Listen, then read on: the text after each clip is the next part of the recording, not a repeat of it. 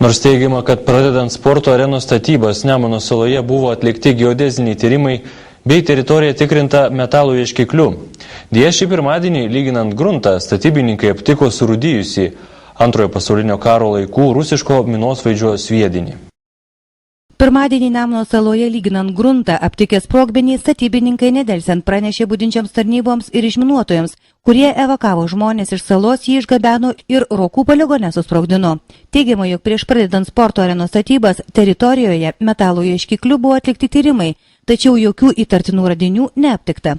Tad tyrėjai turėtų nustatyti, ar sprogmuo buvo atgabentas kartu su skalda ar buvo iškastas statybų aikštelėje. Mano manimu, kad buvo atlikti, bet jeigu jis tarp sprogmuo randasi gana giliai, tai jį galima ir nepastebėti. Mano manimu, kad buvo atlikti ten tyrinėjimai. Ten ne fortas, neturėtų būti tiek daug.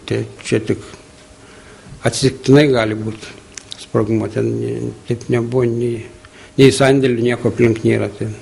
Tiltas tolokai, taip kad neturėtų būti daug. Anot specialistų, nors pradedant darbus statybvietės tikrinamos metalo ieškikliu, tačiau šie tyrimai retai tebūna naudingi. Tie prietaisai, kurie reiškia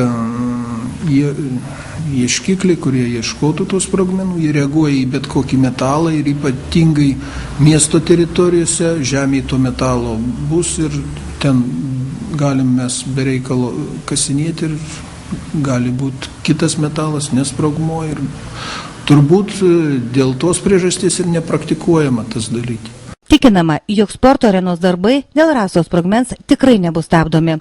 Mat tokių radinių vien Kauno apskrityje vykdant statybos ar žemės ūkio darbus per metus suskaičiuojama nuo 12 iki 37 kartų, o lapkritį vienoje Vilniaus statybvietėje aptikus sprogmenis darbai trumpam buvo stabdomi net 2 kartus per dieną.